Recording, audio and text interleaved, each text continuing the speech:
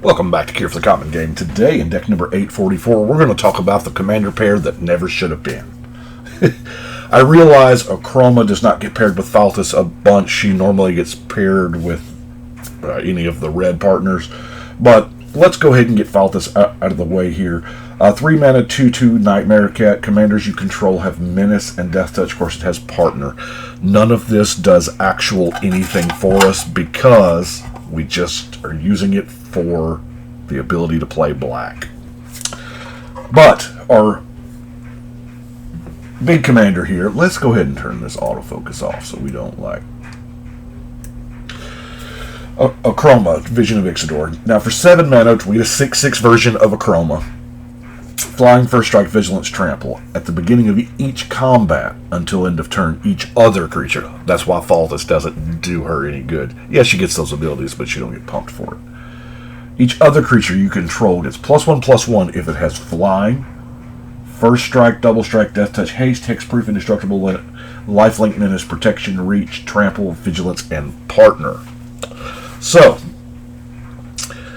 these are pretty good things. She does pump up Falthis, for what it's worth. But why did I want to play black so much? Well, quite frankly, it was Vampire Nighthawk. I love the idea of having a 5/6 Vampire Nighthawk for 3 mana. It just excites me to no end. So, that was why I finished a long way away from where I started, so let's go through our ramp quickly, shall we?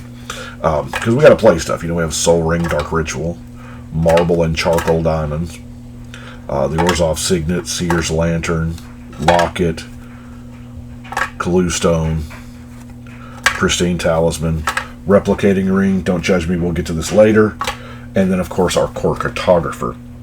Almost didn't put Core Cartographer in because he doesn't help out the theme, you know. Yeah, he gets a land, but a little bit of card draw and Read the Bones and Sound and Blood. But let's get to the good stuff. Okay. Haunted Cloak is going to pump whatever you put it on because it gives it Vigilance, Trample, and Haste, right? So that's plus, and if your Akroma is out, also is going to give +3. Pretty amazing. Now, so where I started was I want as many of those keyword abilities as possible. So, of course, Zatalpa was in there. It's got 5. I mean, all 5 Zatalpa abilities are Akroma cares about. Then I went to Sunblade Angel, which we normally don't play because it's 6 mana for a 3/3. But if it's 6 mana for a 7/7 with those abilities, it becomes really good. And you already saw the Vampire Nighthawk. That is the category there, the Sunblade Angel, of 4 abilities. Now we'll go to 3 abilities. Myriad the Curse, Flying, First Strike, Haste, and Myriad Grows. So starting off at a 6/5, kind of neat. Aerial Responder, the White Nighthawk, and then Vengeful Reaper. Flying, Death Touch, and Haste. Now, Vengeful Reaper, this card got me thinking. I built this deck it was around Christmas time, you know, and I guess it was in my mind, so I was like, well, my commander is an angel, this is an angel, and like, when I had to step down to the 2 ability ones, I was like, Speaker of the Heavens makes angels, and it has 2 abilities that she cares about. And then, like, Angelic Curator has Flying and Protection, so not bad for a 3/3. Thraben Watcher. It's a 4/4 for 4 now, and it passes out a +1 in Vigilance to your team. Now, Hailstorm Valkyrie is where we took an abrupt left turn. We have another angel, right? But it's a Snow Angel, and the Snow Angel really got me. So, hence the Snow Mana Rock, and I just leaned full tilt into Black-White Snow Angels. So, you know, we have Sarah Angel. She is vigilant. Of course, this printing is before they keyworded. Man, that's just a perfect card. Firja, Judge of Valor, Flying Lifelink. She's an angel.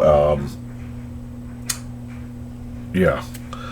Laisa. I know I have done Black-White Angels before, but this, I don't know. The Snow Angel thing got me. Twilight Shepherd. Sarah's Guardian. Glorious Enforcer. And there is a whole lot of life gain there. Now, that's kind of... But I do have other cards in the deck that are not angels, right? I mean, Blood Baron of Vizkopa. It's just, I mean... Now, correct me if I'm wrong here, and please let me know if somebody knows better than I do. This only has 2 abilities, because the Protection from White and Protection from Black are not spelled out separately. And honestly, I don't think it would matter, because Akroma checks, does it have lifelink? Yes. Does it have protection? Yes. It doesn't matter if it has it 12 times. That's my impression, right? Y'all correct me if I'm wrong. But we have Kil'jaeden Skynet. Now, I almost went the banding route. I really did. Banding is not an ability she cares about, but Flying in First Strike is. Indulging Patrician. Flying in Lifelink. And, you know, if you gain some life, they lose. Sigrid has First Strike and Protection, you know, and you've got that cool, flashy exile thing. Good old-fashioned White Knight. Why I didn't use Black Knight, I don't know, now that I'm looking at it. Gifted Aetherborn, Banehound, and Battlefield Raptor. Now, I realize it is all over the place. I know it. But flyers, there's a whole lot of flyers. There's Glorious Protector. And Glorious Protector works in the, not the Angel deck, but the... Because if it's all angels, she can't work, right? It's got to be a non-angel. So maybe you're saving Falthis or Sigrid if he's O-ringing something that's no longer relevant. Anyway, I figured Karen Wanderer was really good with all those crazy abilities, you know, because they're going to die. And then we have a lot of flyers. Radiant Archangel. People love flyers. Typically in Radiant decks, you want all flyers, and that may be a line that I go down the road at upgrade time. I put the Archetype of Courage because it passes out First Strike, and effectively +1 if the creature doesn't have it. So, and with all that life gain, Soul of Eternity and Sarah Avatar, because they're just monsters. Now, the correct thing to do would be putting in Akroma's Memorial. Yes, I know, and this deck begs for it, because, I mean, Akroma's at the helm, but didn't have it. Couple of snow things here, or angel things, rather. Fierce's Retribution is pretty good, as is Rampage of the Valkyries. Yeah.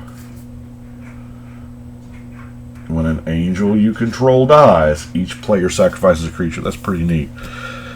Now, removal-wise, you know, Black-White's kind of the king of removal. We have Fracture and Doomblade, Disenchant and Tragic Slip.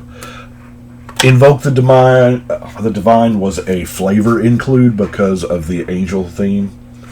I know. Eternal Isolation, Murder, Mortify, Chaos Wrath, Merciless Eviction. I mean, good stuff. But I've also got the Dead of Winter and Blood on the Snow. Kind of tie in with that snow theme. Now, wouldn't be Black-White, and the ultimate removal is what? Yeah, player removal. So, Debt to the Deathless and Exsanguinate are both, even if they're not, you know, player eliminating spells, even if it's just early game and you need to gain a little bit of life, this is really good for all of your life gain cards and your avatar, things like that. So, really, I don't have to sell you on Exsanguinate. Y'all know it's an amazing card. So, got a few snowlands with Faceless Haven and Mouth of Ronin. Whoa, get up there, Mouth of Ronin. I think we got some other Snowfield Sinkhole. Yeah. Y'all know the Rogue's Passage is in there. Any deck that's going to have the possibility of a giant Sarah avatar, it's going to have a Rogue's Passage. Who am I talking? Just about every deck's going to have a Rogue's Passage. But, Orzhov Basilica, the Guildgate, Scoured Barons, Terramorphic, and Evolving. Which, by the way, do y'all remember Tarkir Dragon Fury? It was a thing at the Dragons of Tarkir pre-release. If you'll notice, this card's a common, but it also has a foil stamp down there. It is a promo. It's one of those weird promos that doesn't look like a promo, so a lot of people have them just in their bulk. I say this because I'm going through a collection, and I noticed several of them in there with just the regular old Dragons of Tarkir Evolving Wilds. I don't know that it matters. But Silverquill Campus, Forsaken Sanctuary, Shambling Vent. Now, I like the Snarls. The Snarls are really good. Shine Shadow. Of course, the Brycline Pathway, Temple of Silence, Salt Flats. There are a lot of two-color lands. I know I won't go over the comes into play tap thing again. I do what I got to do to build these, right? But there's a whole lot of these just simply because this is a deck that may want a single white man on turn one, or, well, maybe not turn, but a white man, and the next turn 2 black, and then 3 white, and then it's a lot. A lot of color specifications. Of course, our command tower, and then lastly, our Great Hall of Starnheim, because, it ties in with the angel thing. So I know there are way, way better versions out there, but I kind of wanted this one to look a lot different than all the rest, because, and I wanted the use of white and black together. So that was what I did. Well, that completes. Of course, there's Snowlands. No. I am about out of the. I think I've got some green Snowlands left, maybe some red. But anyway, that is what we have got. So let's go. Let's fix the camera. Put this. I slid the chairs that way for today. So 844 is done. Put it on the wall. Hope everybody's having a good New Year. I know I am. On the day that I'm recording this, we got about 1.5 inches, 2 inches of snow. Oddity for Tennessee. But I appreciate y'all watching. Y'all let me know what you think. But right now, we're going to go ahead and shuffle and cut.